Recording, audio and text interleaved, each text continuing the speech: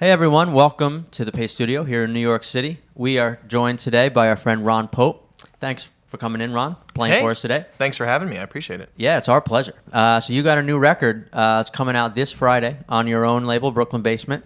And we're really excited to hear some songs from that record in the lead up to the release. So tell us a little bit about the first song you're going to do.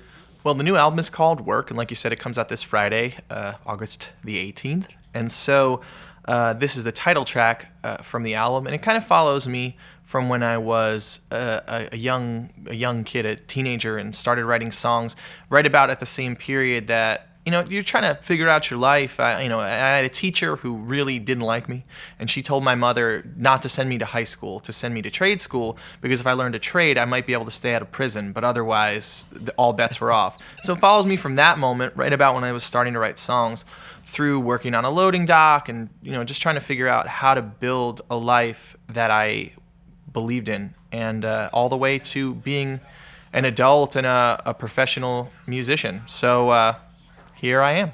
And Sweet, so man. this is called Work, and it's the title track on my new album. Take it away.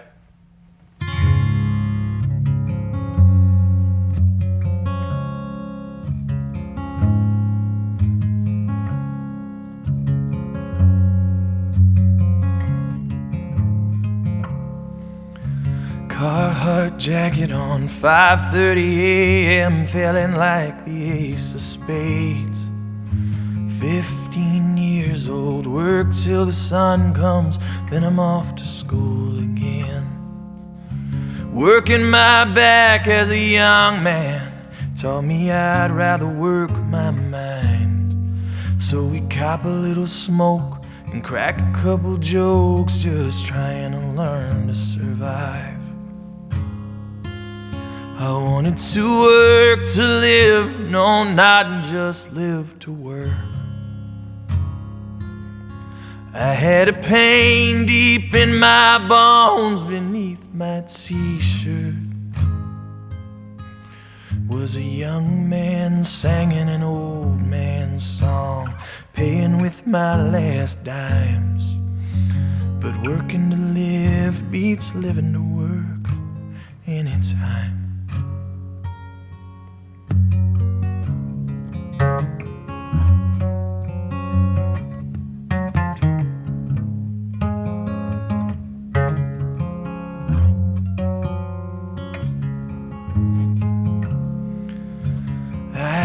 Teacher, she told my mother that she'd better find me a trade, because boys like me, well, we all grow up to be long-term guests of the state. And I worked hard because I had to. I never found much luck till I built my world round a Georgia girl who told me that I was enough. I wanted to work to live, no, not just live to work. I had a pain deep in my bones beneath my t-shirt. Was a young man singing an old man's song, paying with my last dimes. But working to live beats living to work anytime.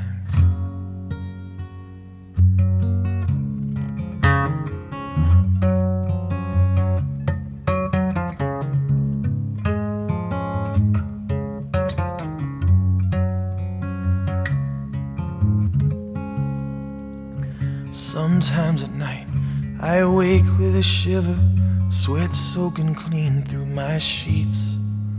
But then I remember I am who I am, not who they said I would be. And I wasn't born with nothing except a voice and common sense. Maybe that's why I took off running the first chance that I had. I wanted to work to live, no, not just live to work. I had a pain deep in my bones beneath my t-shirt. was a young man singing an old man's song, paying with my last dimes. But working to live beats living to work anytime. Oh, working to live beats living to work anytime.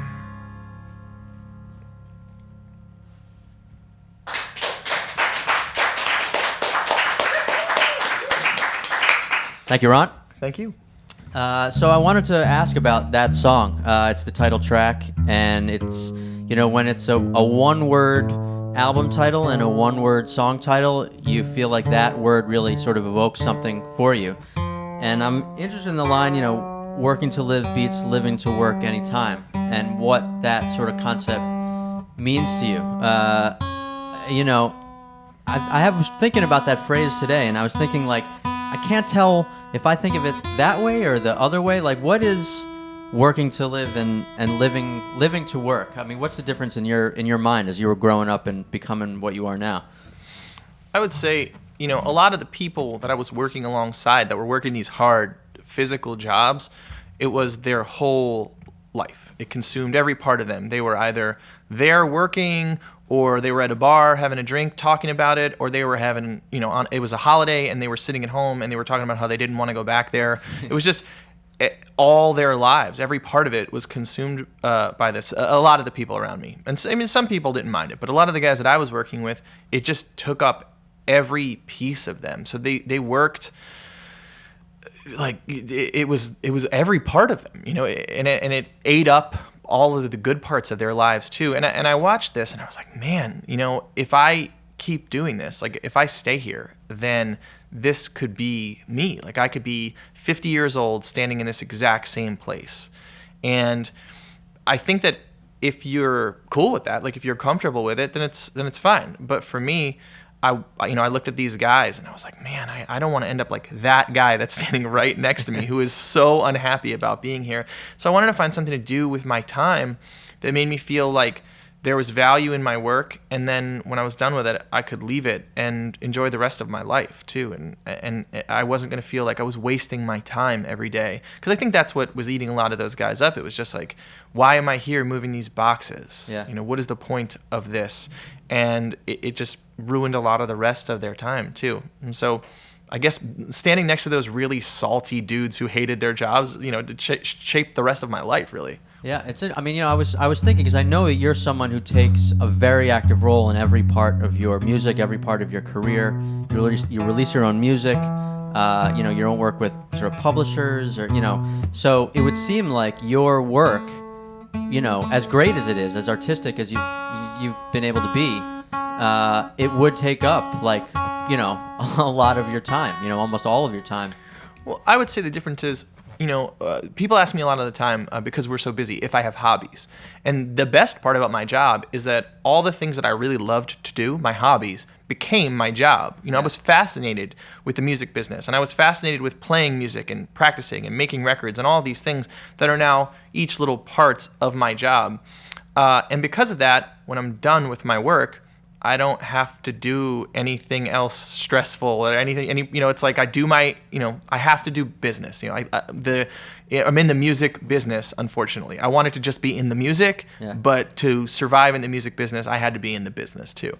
But at the end of the day, you know, 6 o'clock rolls around and I slide down the back of that dinosaur and I can, you know, live the rest of my life and not think, oh man, like I was missing out on playing music today because I was at the, you know, the bank or on the loading dock or wherever. Right. You know, I got to do that stuff during the day. And so I'm not always only caught up in my work. I can think about other things. And that's, you know, I'm blessed that, you know, so many of these things, like I said, were hobbies of mine, became parts of my job. And Right. so, yes, I work very hard. Yeah, it's hard to promote your own music. And, you know, my wife and I run a record label, and there's, you know, we have a handful of people that work with us. And, you know, we add members to the team little by little over the years. And, you know, we're very particular about how we do that. And so, yes, it is a lot of work, and there's a lot of business in my music business. But I feel free in a way that I don't think I could doing anything else. So I'm lucky, you know, I'm Yeah, living cool. the dream.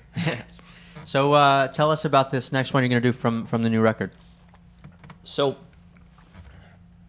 I was just talking to my brother-in-law Jeff about this recently. So he was saying we have a wedding coming up in the family, and he was saying, oh, well, it might end during the day. It might be 4:00, so maybe we'll go find a bar. I said, to be fair, it doesn't matter what time the wedding ends. We're gonna go find a bar, And so one night a few years ago, our cousin Beth was getting married, and we went out after the wedding. We're sitting in a bar, and so my wife's cousin Gordon and I are sitting drinking, solving the world's problems. And I woke up in the morning with a note in my notebook that said, "Write about drinking with cousins." I was like, huh, look at that, write about drinking with cousins. That's a song idea. And then one night, late night in Nashville, I'm sitting and quietly playing alone. And I had a few of these little vignettes from my life, and I thought, maybe we'll write about drinking with cousins, and it became a whole thing. So this is called "Stick Around." It's the last track on the album, and it's sounds much like this on the record because we got to the last day of recording and we were running out of time. And Ted Young, who works on my records with me, he said, "Why don't you just sit down and play this one, and this way we have a record of it. We can just have it." And then I played it, and I went in the room, and we were like, "Huh, that actually sounds like it goes. Like, let's put it on the record like this." So that's what we did. We didn't mean for it to be this, but this is what it is. So It's called "Stick Around." It's the last one on the album.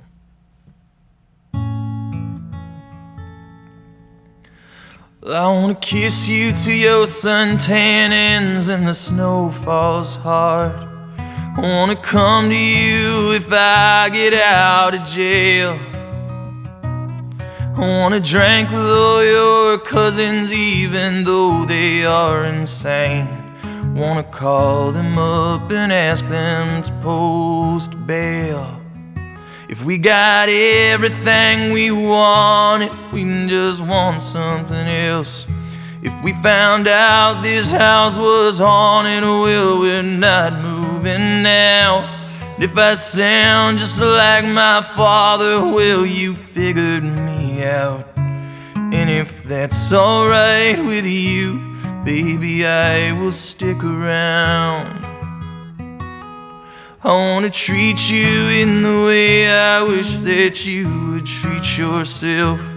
I wanna sink my teeth into all your desires. I wanna scream and fight and love all night, then wake up with a smile. I wanna touch you 'cause you're soft, but you are wild. If we got everything we wanted, we just want something else.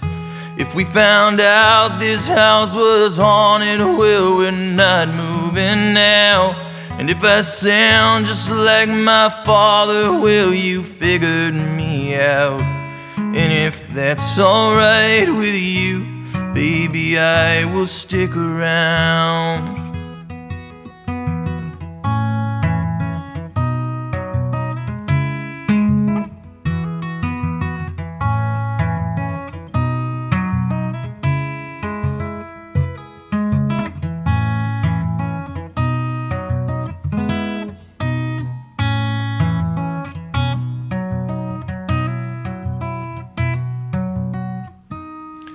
I wanna show you everything that I've been keeping to myself.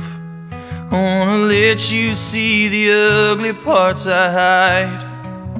I wanna carry you when you are scared to take another step. I wanna sleep beside you like a peaceful child.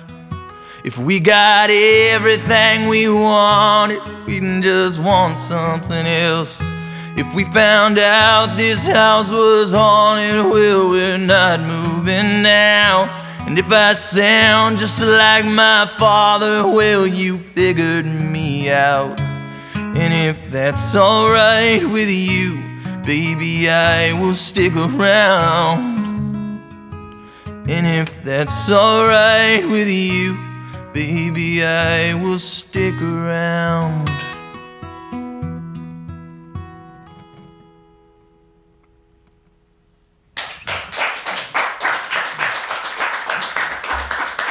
Thank you. Thank you.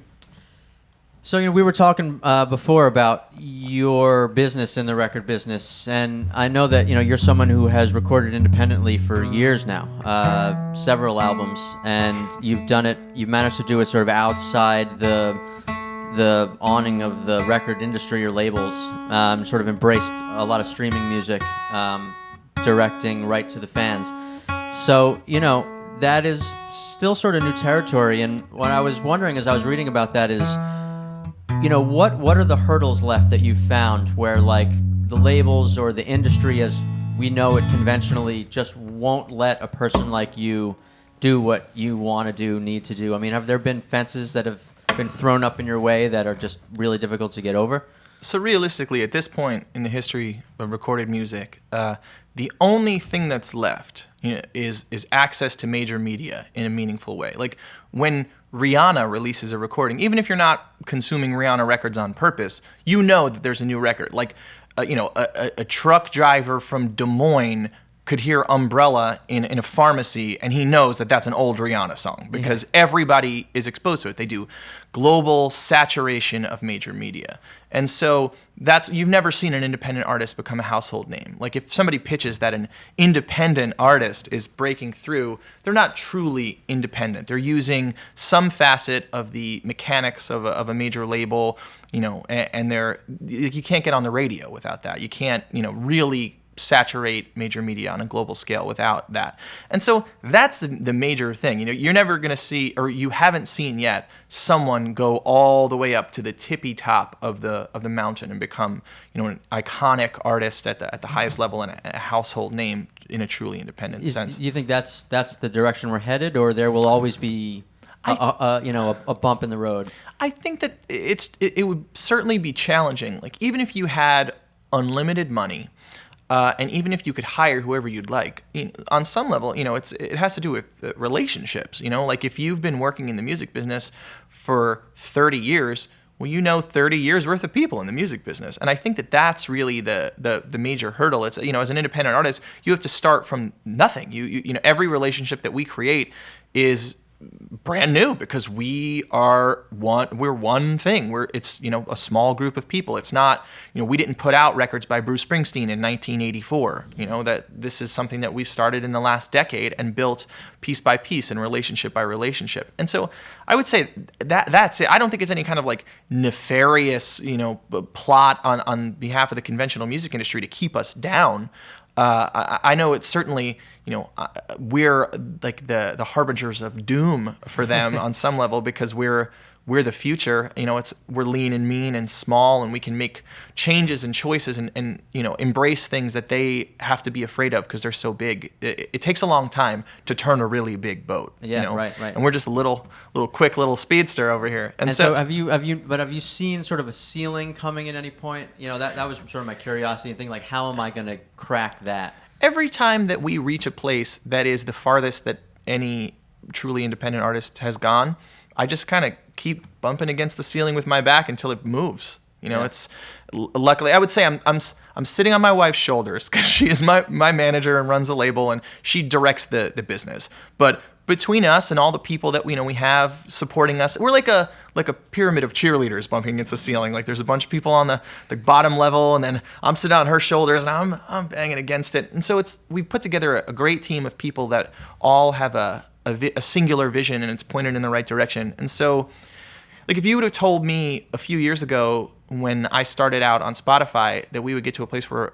more than 1 million people would be listening to me every month on there, I would say that you were crazy. And we're doing it, in a very grassroots way. I'm not on any major playlists. It's not like some famous person talked about me on Instagram or something and then something happened. It's just been one fan became 4 fans, became 12 fans, became 100 fans, and it just snowballed. That was terrible math, but you get the idea. It just, it's exponential. And so in that way, no, I don't. Every time I've thought like, oh, I guess we can't go any farther, we keep figuring it out. Like, I have no choice. What am I going to do? Like, go get a truck driver's license? Oh, yeah, right. And so in addition to this being, my great passion and the centerpiece of my life, it's also my job. So one of the parts of, having business in, so much business in my music business is that that's what we do every day. We're trying to figure out, all right, no independent artist has been here. When I first started out as an independent artist and, releasing records on my own, people would say like, oh, if you could sell like 200 tickets in a handful of markets, you really would have something going. Like if you could sell 200 tickets in Boston, 200 in New York, and 200 in Philly. Well, now there's, we tour all over the world. We sold out shows in like 25 different countries all over the globe. We've been to Australia and, been all over Europe and, have played all over the States. And so that thing that they said would be really challenging, well, we did that, and surpassed it. And then, like when we sold 1 million digital tracks, when we got to that place, I was like, man, how much farther could it possibly go than this? But like, that's not a 50-year career. That's not a living forever. So we had to, then we sold 2 million tracks, and I was like, man, what are we gonna do now? So we're just figuring it out as we go. It's, the music industry now is like the Wild West. Yeah. And so there's companies like us that are small, and we're adapting and we're figuring out. And then the big companies get to control the big things. And so you get Beyonce and Taylor Swift and Rihanna and, the biggest records. But I think that the middle, there used to be the haves and the have-nots in the in the music business, and we're this kind of like emerging middle class, and we also get to be the kind of like farm to table movement of recorded music. A dollar comes in, then we take that dollar and we spend it on either the creation of my art or the other artists on the label, on their art, or we spend it on the promotion of that art, and we just continue to take this grassroots thing and turn it into a global brand, which is, again, not something I ever imagined that I would be doing with my life and my time, but it's part of my job, and, gotta eat. And, you finally made it here to the Paste Studio. So, I think from now you can just sort of pack it in and, Mom, job well done. Mom, we did it. Yeah. Well, this is great. I'm happy that you guys are having me. This is wonderful. I mean, I'm kidding, but really, we're thrilled to have you. I'm kidding, too. I hate it here. So tell us, you got one more from work. Tell us what that one's going to be. So this is a song, it's called The Last, and I labored over this song for such a long time. I wrote this chorus in 2014, I think. And then I wrote 6 different versions of the song trying to tell this story. And we recorded one of them for my last album, and it wasn't good. We just couldn't quite figure it out. And so towards the end of the cycle working on this newest album work, I was sitting in my house and I was writing, and my wife came in the room. I'm sitting on my bed, fiddling with this, and she was like, "Oh, that one's really good. You have to record this." And I was a little nervous about it. I was like, I was gun shy. I'd spent so much time on it, and it's hard. It's a story of, you fall in love with someone, and then it turns out that they're not right for you, and you have to say to yourself, well, I mean, at the end of the day, I'm sure somebody else has fallen in love with her before, and someone else will fall in love with her later. Like, I'm not such a dope for feeling this way. I'll be okay. It'll be fine. Even though inside you feel like, oh man, like my heart is broken. But outside you're like, okay, I'm going to be fine. This is not the worst thing that's ever happened to me. It's happened to other people before. They've survived, And so it's just a hard story to tell and have it feel good. And so for me, it was a long, circuitous journey to get to this song. And then we recorded it, and I was like, oh, like we got it. And so there's it's like big soaring harmonies on it, and the band, it feels very positive for such a sad song. And so this is called The Last. Cool.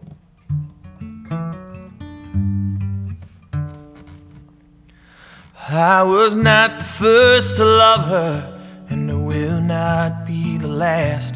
She was slipping through my fingers, just like water through my grasp. I can't say that I won't miss her, but I swear I understand. I was not the first to love her, and I will not be the last. My train of thought, it left the station without a clear destination. So when it came off the track, I was not surprised. I'm always a sucker for a bad deal and some green eyes. I was not the first to love her, and I will not be the last. She was slipping through my fingers, just like water through my grasp. I can't say that I won't miss her, but I swear I understand. I was not the first to love her, and I will not be the last. Colors her hair and paints her face. I trace the line of her hip as she was walking away. All those late nights become mornings if you do not say goodbye. I'm always a sucker for a bad deal and some green eyes. I was not the first to love her, and I will not be the last. She was slipping through my fingers, just like water through my grasp. I can't say that I won't miss her, but I swear I understand. I was not the first to love her, and I will not be the last. Whoa, whoa, whoa, whoa, whoa.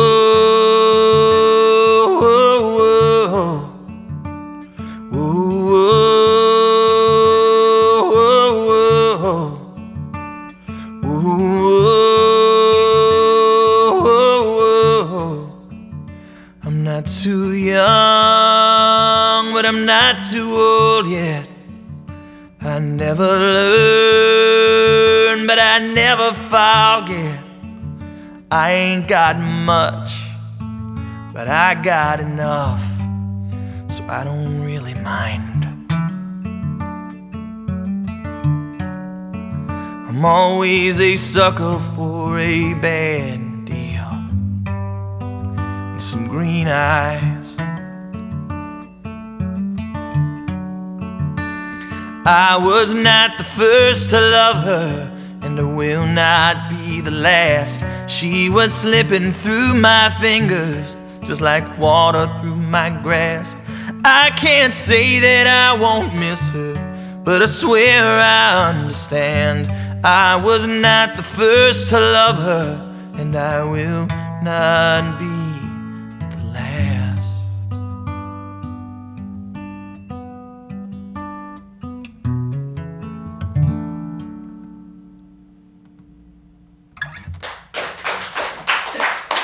Thank you. Thanks, man. That was Thank a you. beautiful song. I appreciate it. Thank you. Ron, your album Work is out this Friday. It's on August 18th. August 18th, that's right, on Brooklyn Basement Records. I think you got some New York dates coming up in September, I believe. I'm doing 2 nights at Irving Plaza, Thursday and Friday, September 28 and 29, is it? Thursday and Friday, September 28th and 29th at Irving Plaza. And there's tickets on my website, ronpopemusic.com. Right, and more dates on the site as well for people to check out when All you're over coming the around world. to town. All over the world. So So congratulations on the new record. Thank you so much. And have a great tour. And, thanks again for stopping by and playing us some new songs here at the Pace Studio. well, thanks so much for having me. I appreciate it. Had a great time. Yeah, us too. Come back anytime, man. Will do.